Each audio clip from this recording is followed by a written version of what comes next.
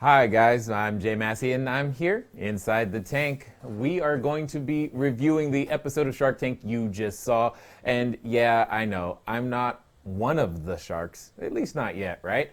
May not be a billionaire yet, but we're on the road. I think we all are in some way, shape, or form. Anyway, tonight we're going to be tanking apart everything that we just saw. When it comes to all of the deals and the updates, etc., kind of giving you some insights from the way that I see things and the way that you guys who are participating live here in the chat room are seeing things as well. And for those of you joining us for the first time, we do this every Friday after a brand new Shark Tank. Come over to cashflowdiary.tv if you'd like to participate in the chat room. We start 15 minutes after the show ends, 15 minutes after the show ends. And if you want to get updates and knowing when that's going to happen, just click the subscribe buttons. That way you can be one of the first to absolutely know. So we're going to just kind of dive right into the episode that we had just a few minutes ago. Again, this is season 6, episode 22 that we'll be talking about today. And we had 4 different products, as you can see here. The Coco Jack, the bed rider, the Twinsy Pillow, and then a whole bunch of frilly clothing is what we're going to be talking about. But let's start with the first one first. Coco Jack was definitely an interesting take on a way just to open a coconut, right? So let's see who's here. Excellent. I see a number of you here online at the moment. Feel free to keep typing if you've got some questions. So when it comes to the Coco Jack, opens coconuts easily, scrapes out the meat. Anyone can do it. Keyword, the value proposition was safe, made in America. I didn't know if you heard that today. There was a lot of made in America on today's episode. And again, just as a quick review from previous, when you're looking at deals like this and you're going, okay, what does that $125,000 for 10% means? I'm going to show you right here. The next time you see that or you're thinking about that, maybe you're an entrepreneur and you're trying to raise some capital yourself, what you're really asking for is, you can see here, we're going to take the $125,000, we're just going to divide that by the 10%. That's the amount of equity or ownership that you're willing to give up.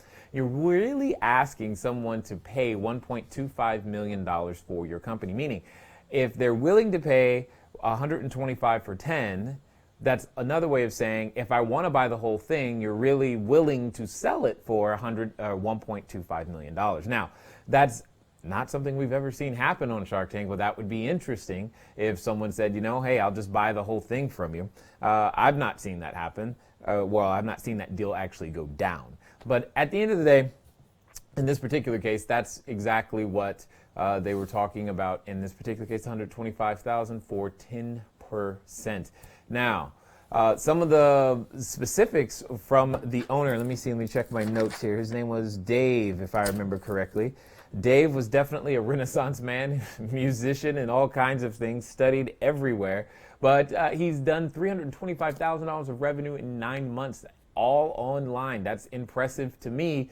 Product price at $60. That's a lot of units for an online marketer of any kind for anything at any time.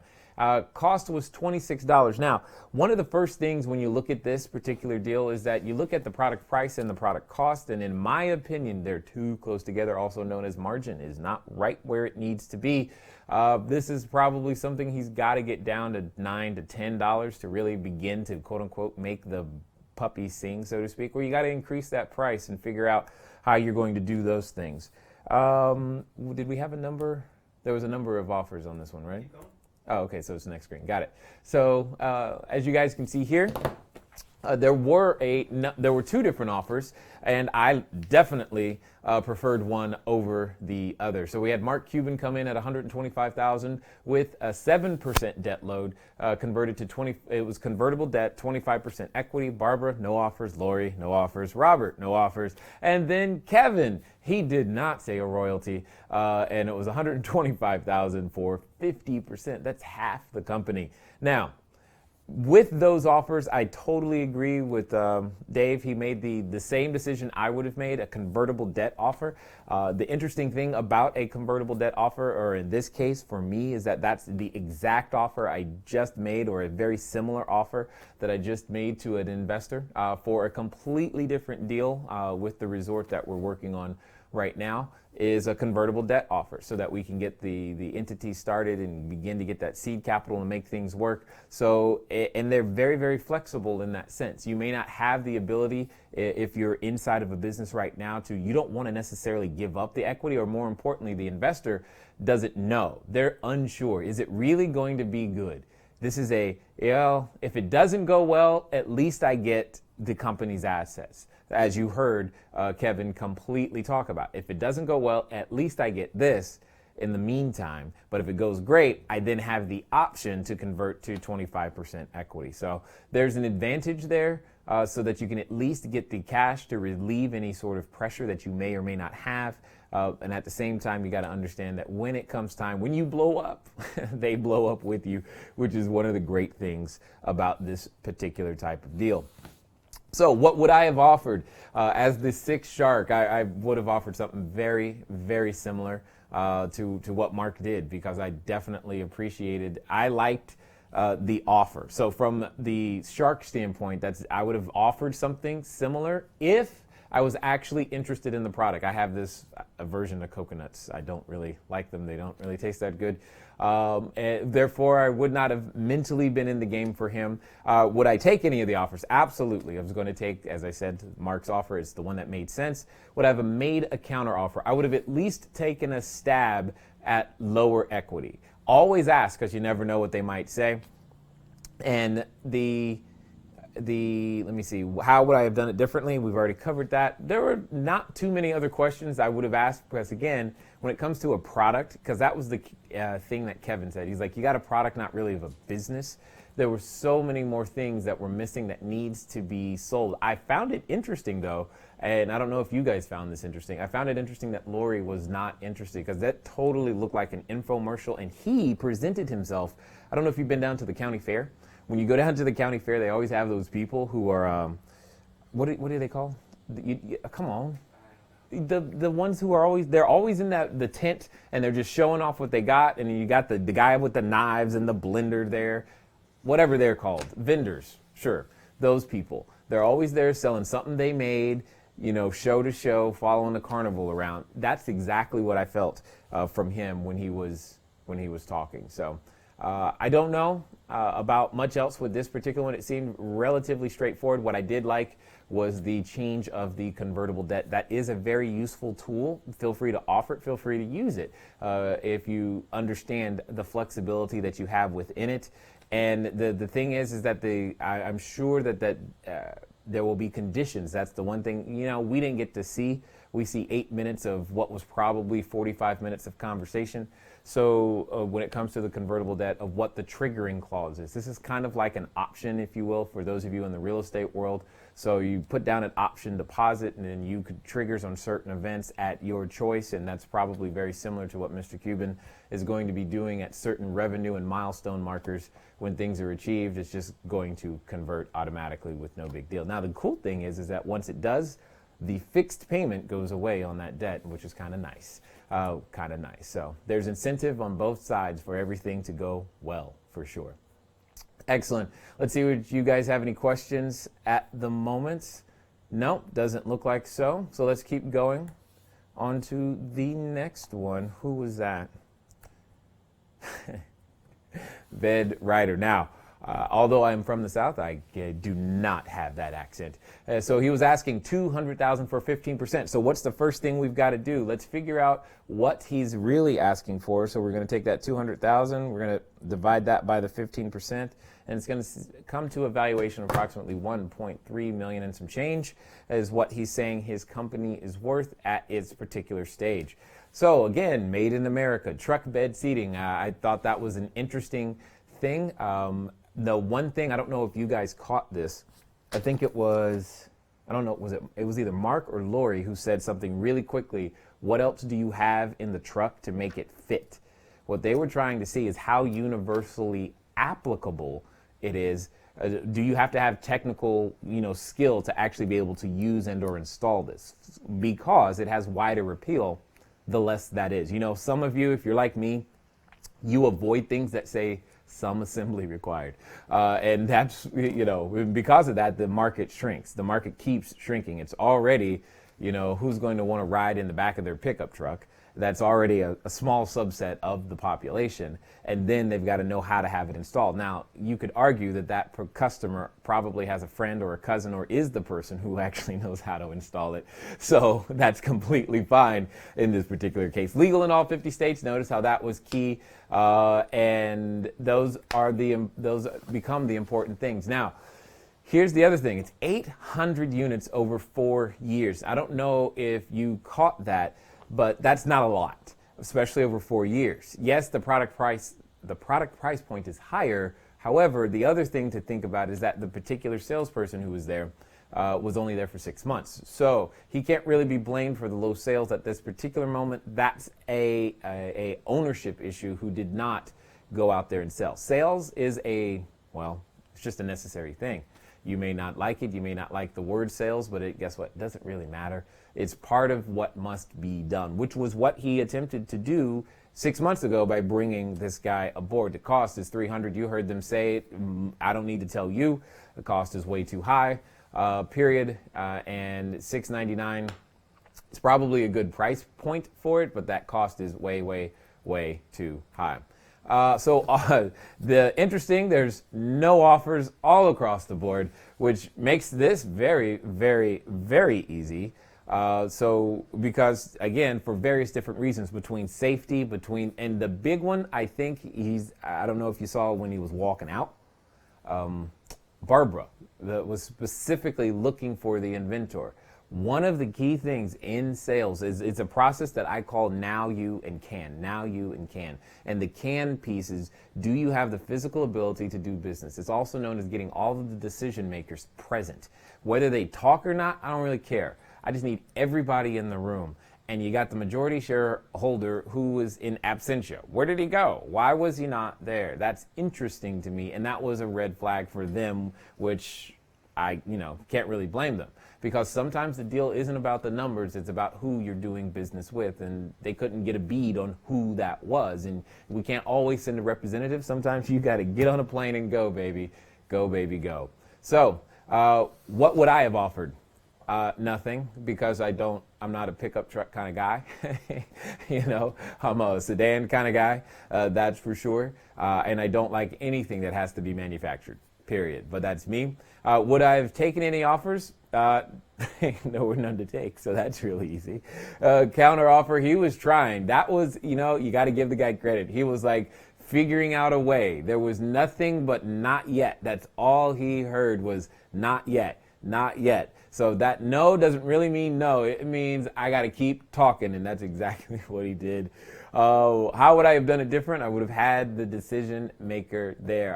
He could have sat in a chair and said nothing. And we're going to talk about saying nothing when we look at the next two for sure. What questions would I have asked? I can't say that I would have asked many more questions, and what questions were answered poorly. Well, it was very clear because the guy was not there as well. Jay, yeah. With if the decision maker, the owner, was there, do you think the outcome would have been different?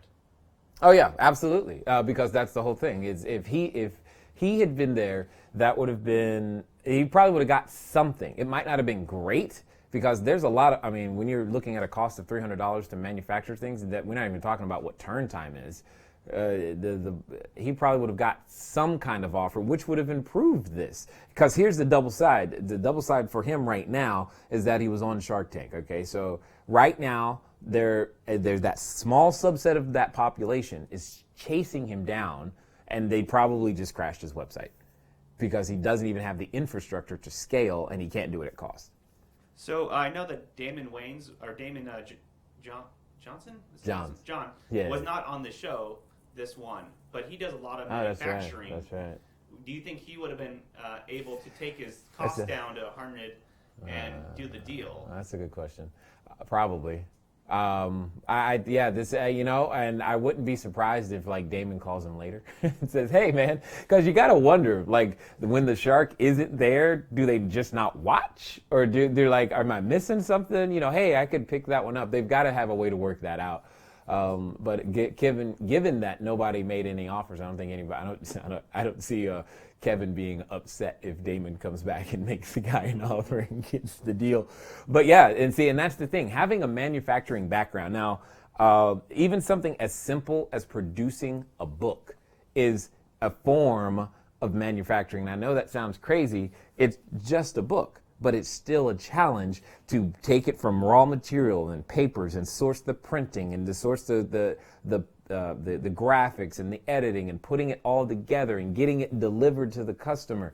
That is a process that I've been through that I did not and do not necessarily enjoy, which is how I learned. I'm like, I don't want to do that. And that's just for a book. And the book's relatively simple. You got very few moving parts. And I don't have to worry about the National Transportation Safety Administration, the National Highway Transportation Safety Administration. I think that's right. NHTSA or something like that. Anyway, I don't have to worry about those guys. And my worst case is you guys read the book and you go, ew. That's not so bad. That's not so bad. No one's going to poke themselves, get hurt from reading a book. Anyway, let's keep going. Let's see, check the chat room real fast. There's a couple. They usually reject products versus businesses. Why would they like this product? That's a good question. I can't imagine. Truck UV, that was funny. God, that was funny, Jill. When he said a truck UV, I was like, well, okay, that it works for me. I bet you Google, if you look up a related search on truck UV right now, it's probably at the top. But yeah, and you got it right, Jill. They will get the Shark Tank effect for sure because somebody saw it even before he finished the pitch. He was like, I want one or two or three. And they bought one for all of their trucks and they're going to go four-wheeling next weekend. You're absolutely right. It's going to happen. So, let's see. Frill Clothing. Let's talk about these ladies. Let me see. What was, do you remember? It was Sharon and Kate. There it is. I'm looking at my notes here. Sharon and Kate, they were asking $100,000 for 20%. Again, so let's do some simple math one more time. So it's $100,000 divided by 20%. So they're asking for $500,000. So if you had $500,000, buy the whole thing, or $100,000 for 20%. So let's keep talking about it. Clothing line for sorority. Now, see, this is like a niche within a niche. And I'm just like, okay.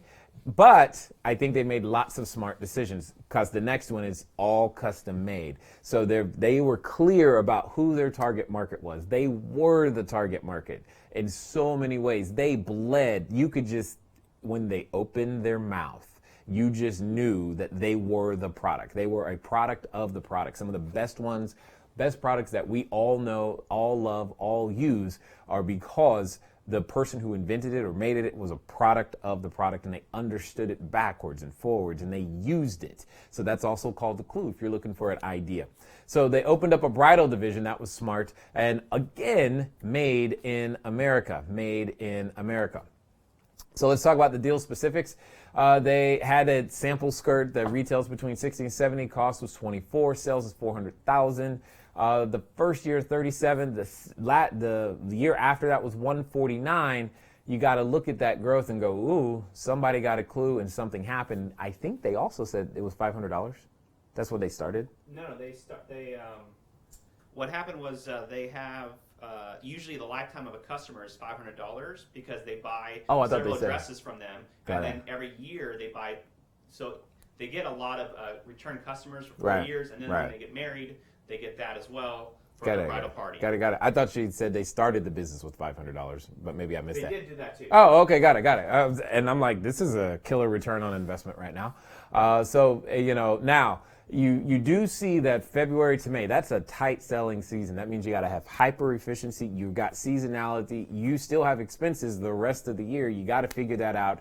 And then they did by adding a separate division because, well, guess what? The ladies want to get married and they've been planning that out too. And if you've got the infrastructure to make custom clothing sets over and over and over again, I think that's super smart. Well done for them, because what they're looking for is, again, just more production. It sounds like they were dialed in on their customer. That's one of the greatest things about the internet. Is once you're dialed in on your customer, you can find them quickly. And they didn't have too many to choose from, but they knew the exact number. What was it? It was 3,127 chapters. When she said that, I was like, okay. I almost felt like saying, name them in alphabetical order. Because I was like, she's gotta know. It was just crazy how that kept going. I was just like, come on, really? Like, you knew each and every, I mean, come on. But anyway, Mark Cuban, no offer. Not because he wasn't impressed, but it's a dress. What was Mark really gonna do? He's not gonna automate that and put it online. Barbara, 100 for 33. Lori, no offer. Robert was 100 for 20. Kevin, 100 for 33. And took the 100 for 30% with Kevin and Barbara. Now, if you want to talk about like the shocker of the night, what is Kevin and Barbara doing anything together? That was new. I've never seen that. Like, that just, I don't know if you saw that coming. I didn't see it coming. Like, it didn't even make sense. I was like, how is that going to work? They don't, I mean, like, really? And then the counteroffer. So let's look at the math. And that's the thing that I think is interesting. So the offer that they were given was, they said it was $100,000. So they wanted $500 for the business, and then they got 33. So they offered $100,000 for 33%. Let's call that an even $300. Okay. So let's just round off that other $3,000. Let's call it an even $300. But they said no. We want the $100,000 for 30%. So it goes from the even $300 for an extra $30,000. I didn't understand that, to be honest, as a counteroffer. And I don't know if you happen to have it recorded. Go back and you can look at Barbara and Kevin when they look at each other. That I know there's a split second where they're both thinking, oh, that doesn't make any sense, but okay. And you can see them, their eyes meet, they go, yeah, okay, whatever. It was $30,000 difference. And I didn't quite understand that as a counteroffer either. If you're going to take the risk of asking, ask for what you want. You know what I'm saying? If you're going to take the risk of asking anyway, ask. But I think that's what I believe they didn't talk much between each other. I think their number was, what will we take? And it's 30%. And that's the number they had in their head when they went in. So when they decided, will you take 30? Sure. And they said yes, they were happy, and both parties were very happy about it. It's not what they wanted, either one of them, but they were happy with what they got. Yeah, they were dancing on the way out. You're right. I get it. It just didn't make, I mean, if I'm going to ask, I'm going to ask. That's all I'm saying. You never know what they're going to say. They probably left some money on the table, but that's okay. They could have got a little bit more, but they got what they wanted. They're happy. And now sororities are probably rejoicing all across the nation right now. Now, Jay, did you want to talk about them not talking? Oh, right. I had said that earlier with the bed writer guy. He kept talking, right? Even though he heard no a lot, he kept talking. Now, one of the best negotiation techniques, I wrote that down here. Yeah, one of the best negotiation techniques that you could have is to be quiet. And they did that superbly. It's like they just smiled, nodded their heads, and looked and waited for the dust to settle. And then they made one decision and went for, quote unquote, the kill, which I thought was executed brilliantly. Especially, there was like 5 of them, wasn't there? And nobody said nothing. It's like perfect poker sorority girl face. Just that's the sorority girl poker face right there. That's what that is. They just sit there and they're just la-di-da-di-da. And that was very well executed, even if it was practice, because it did. I'm sure it had to be rehearsed in some way, shape, or form. They went in with a plan. The ladies executed. And you got to admit, I don't know where they went to school, but they had their numbers and they understood the business. They were presenting well. You could tell one was the salesperson, one was the operational person. It was clear that they were functioning as a team. And that's one of the things that I believe a lot of investors are always looking for is the team. We often say to ourselves, because I work with a lot of first-time investors or first-time real estate investors for sure, and they're like, why is anybody going to give me money? Well, you're right. They're not going to give it to you. They're going to give it to the team. Who is on your team? And you got to be able to present all of that together in order to be able to have the success that you're looking for. And when that happens, yeah, you just never know whom you might attract, which in this case was 2 sharks. So what would I have offered? Again, you guys know where I'm going. Clothing for me, it's got too many choices, too many SKUs. I don't want to deal with it. However, I would consider for custom. I like that idea of the custom, but at the same time, I don't know the customer at all. I personally have no value there in that particular sense. So would I have taken any of the offers? Let me think. I still don't understand the Kevin and Barbara thing. I just really don't. I think I would have actually taken Robert's offer in this particular case because I don't know where his passion was coming from, but he wanted it. And that spoke to me personally. That spoke to me personally. And in an interesting fashion, it was a better offer.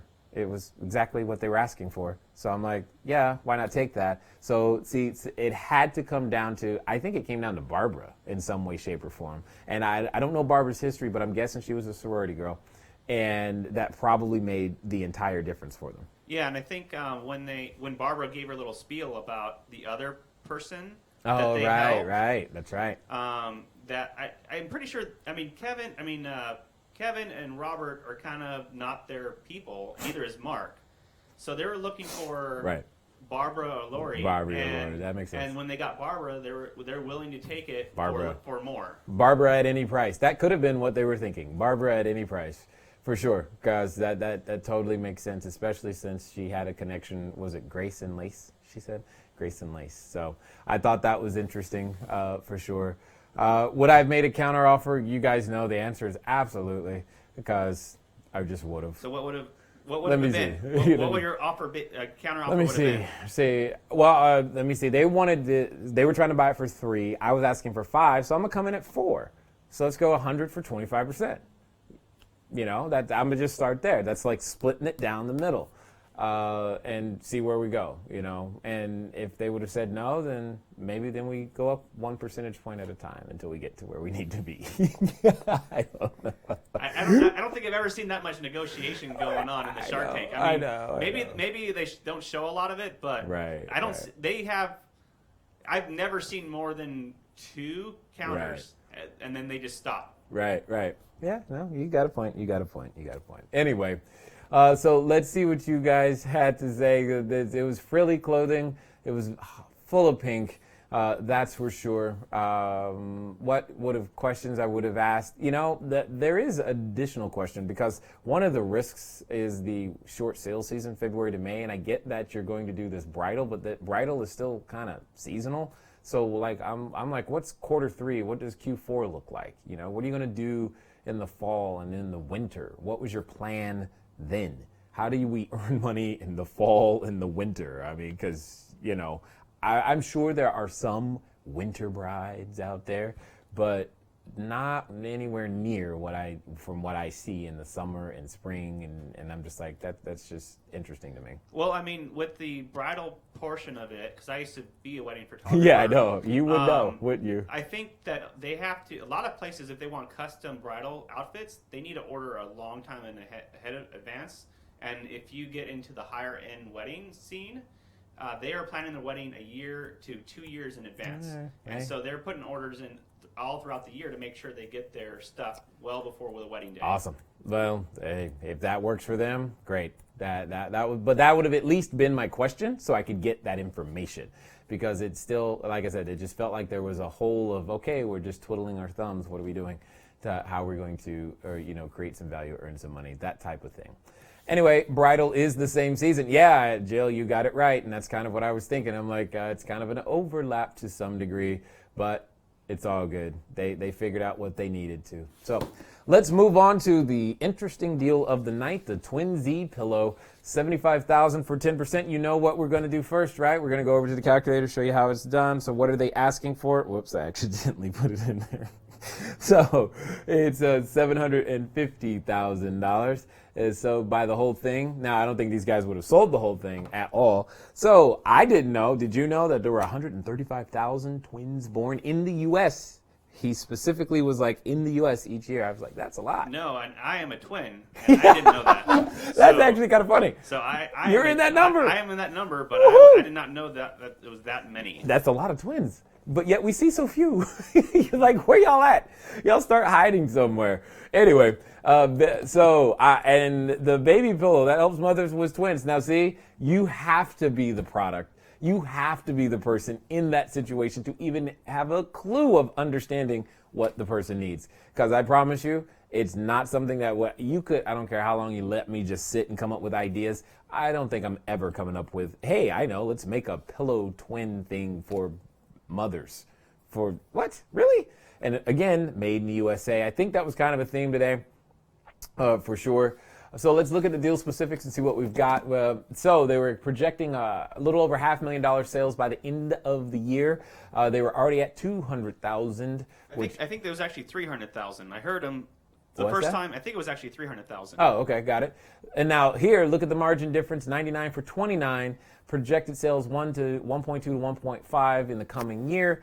Bye bye baby. That sounded interesting for sure. Online first, then retail. Now, that became the sticking point between all of the offers. Were you able to follow that? Let me see how many. Yeah, there's no way. There were so many revisions to the offers. Here's where I want to remind everybody. An offer is an invitation for a conversation. And what happened is the offers started inviting a conversation, and then it just kept going around and back and forth and around and back and forth until it finally settled to where it needed to be. And I thought that was pretty interesting. Interestingly enough, they ended up taking Lori's deal, right? Yeah, 15%. It was Lori 15. Oh, okay, so that was Lori's deal. It was $75,000 for 15%. So they came in there asking $75,000 for 10%, but they took $75,000 for 15. I just told them $75,000 for 15%. So they were willing to do it for $500,000. That's $250,000 in the span of minutes. It's just poof, gone. So just keep that in mind. But why? So really, they're saying, are you really? They're really worth it? And the answer clearly was yes when it came to Lori. However, this was one of those times when Kevin's offer, he was going to give him the $75,000. He wanted a $10 royalty until he got $225 back, which was 3x, and then 2.5%. I was shocked when he said it. I'm like, that's good. That never happens. Not from him. I'm like, that's good. I'm like, take that. That was pretty good. And then who did it next? Was it Robert who did the same thing? Yeah, Robert did the same thing, but 2x instead of 3x. He said 2x instead of 3x, exactly. And I was like, oh, that's better too. I think those offers weren't acceptable or weren't something they were interested in because they wanted to feel like the person had skin in the game. That's honestly what I think, because they had the margin to pay it, and they were only going to be giving up a little bit. But I think the reason those offers missed the mark is because what they wanted was the intellectual capital of the individual who was giving them the money. They just didn't want dead money, so to speak, on the table.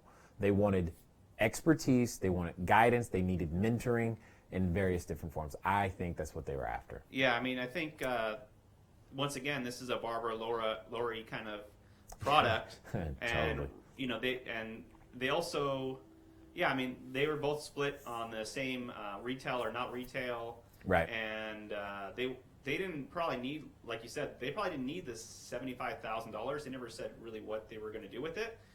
What they needed was they wanted the exposure, they wanted the mentor, and they wanted the connections. Yep. And that's what they were looking for with Lori and Barbara, because they had those connections. Where Robert and Kevin, they may... But who knows? Right. They've never breastfed a kid. Is that what you're saying? You're saying there's something to that experience that gives them an insight? And I think that had a lot to do with it.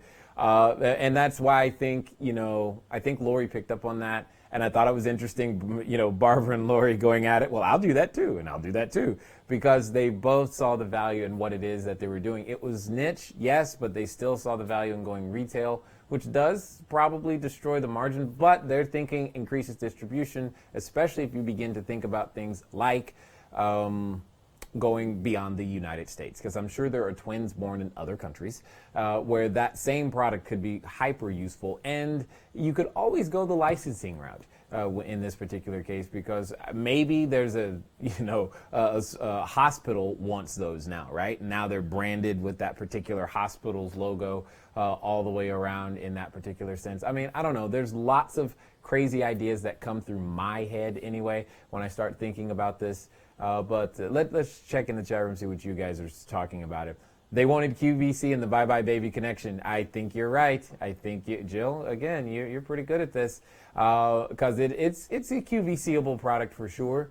But I still think online was the best distribution. I do not think retail makes sense when you don't have to for distribution. They have the internet and they know how to find their customer, and their customer knows how to find them, and they're so specific. I mean, they're so specific, and then they got 7 billion or how many ever people watching them now. Their website totally crashed. I mean, because there's a lot of mothers. I mean, there's no not buying that. There's no other one in the marketplace at the moment, and there's no not buying that. And that spins off a whole bunch of product lines related to twins. I actually thought, I'll let you in a little secret. When she was talking about a product for twins, I thought she was going to have, you've seen those hats with the 2 straws for beers that come down? I was thinking she was going to have some sort of bottle that fed 2 babies at the same time, and you hold it with one hand.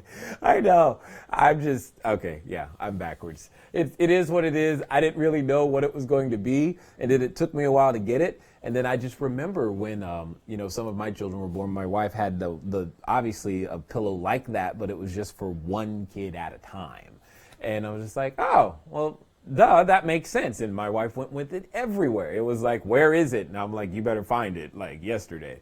So they've got nothing but demand. I can see it working. And I even bet you'll find it in hotels at one day in the not too distant future as well. So what would I have offered? I probably would have also offered actually a royalty deal in this case, because it makes sense, and I don't have any intellectual capital or value in that particular sense to help them take it bigger. Would I have taken the offer? I would have probably taken one of the very same or similar offers from Barbara and or Lori. Would I have taken Barbara or Lori? That's an interesting question in that particular case. Counter offer in their case, I think they did fine. I think they actually did that. No, they never even bothered with the whole royalty offers. They just like, whatever. And then what would I have done different? Didn't they? There was a revision at 20% at one time. Yeah. So both Barbara and Lori asked for 20%. Right. And then they countered at 15. 15. Yeah. Okay. Got it. Yeah. And then they were like, no. And then they're like, well, what do you do at either one of you? And they're like, yeah. And then Barbara's like, yeah. And then they were almost going to say yes. And then because you could. If you saw it, they almost said yes. Yeah, yeah. The guy was going to say yes, and then she's like, oh, I'll do 15 too. And that's why all the sharks kind of went, oh. Whoa. Yeah. Sneaky, look at this. Because they saw it coming. Yep. It makes total sense. Yeah, it was there. It was definitely there. They've got what they wanted, and I think it's a very good product. One of the things that I did want to point out for everybody is the unique thing, especially about Michael, or no, it wasn't Michael, it was Michelle and Jason, was they didn't focus on what they didn't have, but they got started anyway.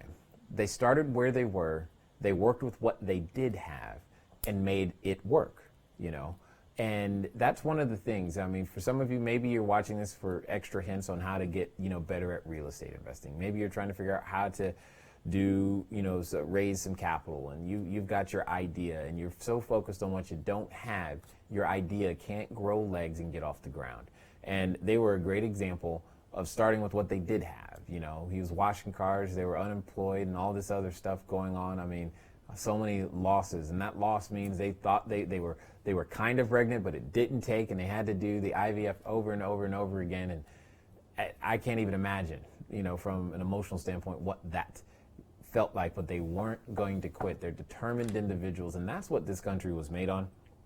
So, and that's what it's going to take for you to become a functional part of those job creators that we absolutely need. So I think they did an awesome job. I hope they do well, because at the end of the day, it was obviously a needed product in the marketplace. Fills a hole that I would have never, ever thought of. And as Mark said, it probably created a new industry tonight. You probably witnessed it in various different forms. There will be offshoots of that product and that brand now for Twins. You might even begin to see Twins stores everywhere. And then we'll know where to find the Twins, because we can't seem to find them anywhere else. They just hide. So the best offer of the night, I'm going to say, actually, let me check the chat room. Let me see. Could you help me out by explaining the numbers briefly? I'm totally lost. No problem. I'll go back. He reacted very negatively to the $10 royalty. So, Katie, when we're looking at the numbers on this particular deal, so that $5 royalty or a $10 royalty or a royalty of any kind means every time you sell the unit. So they were selling them for $99. If they're selling it for $99, that means from every time they sell one unit, you're going to pay the $10 off the top. So you might as well have sold it for $89, period. All right, so you're now starting at $89. So that now you got to function and run everything off 89. Your cost stays the same. Everything else works. What they were saying was they wanted that $10 royalty until he got 3 times his money back, which was 3 times $75,000. So he's got let me see, let's do some math. Yeah, but I want to do the math. So if he's putting in $75,000, this way Katie can see, we're going to multiply it by 3, and that's going to be the $225,000. And he's only getting $10 a unit. So that means you got to sell 22,500 units. Now, I don't know what their run rate and sell through and all that other stuff is. The point is they got to sell 22,500 units. Now, the cool thing is once that's done, it goes away, and they've only, quote unquote, given up, what was it? 2.5% of the actual business. So in that sense, they've given up 2.5% of the business in exchange for having this influx of cash for an upfront bump of cash, but now you've got to maintain sales and work on a smaller margin, which in their case they could totally afford, and they were only asking 2.5%, and it totally, in my opinion, it was like, wow, that was actually a decent offer from Kevin. Way to go, guy. So he was showing that he is human, ladies and gentlemen. However, they didn't want to do that, and that's fine, makes sense. I think it's because in that instance, the person giving the royalty is only money. Because they don't have enough reason to care beyond their money. I want skin in the game. I want your mind. I need your intellectual property. If I got a problem, I need to be able to call you, other than you just saying, go sell more units so that I can get my money back. I want your help to grow so that if I grow, you grow with me. And that's exactly what they ended up with at the end of the day. So, let's see. The best offer of the night, I still like the convertible debt offer from the very, very first one. That was one with the Coco Jack, the 125, 7% converted, 25% equity. I happen to be partial to it because that's exactly what I just did here so recently, but I think that was the best offer. I think that was the right move. Worst name for a product? Probably Twinsy Pillow. I don't know. I'm like, it's long for sure. Worst deal of the night. We all know that there's not enough of us who like riding in the back of a pickup truck. So there you go. That's for sure. Now, as a quick aside, if you like the information that you received and you like going over the Shark Tank with us, we'll be back. Go ahead and hit that subscribe button for sure. We start 15 minutes after the live show airs. And you can meet us right here, or obviously for those of you, you're probably watching the replay. There's also a couple of links just below. If some of you are looking at getting involved or getting started, maybe raising capital or getting started in real estate, there are a couple of links just below. We've got some free items for you, some proprietary tools of our own that we use to help and train people to go out there and make things like this absolutely happen. So, one of the things you've got to remember is that you got to educate to dominate, and hopefully you've felt like you learned something with us here today. I do want to say that I look forward to talking to you guys soon. Until next time.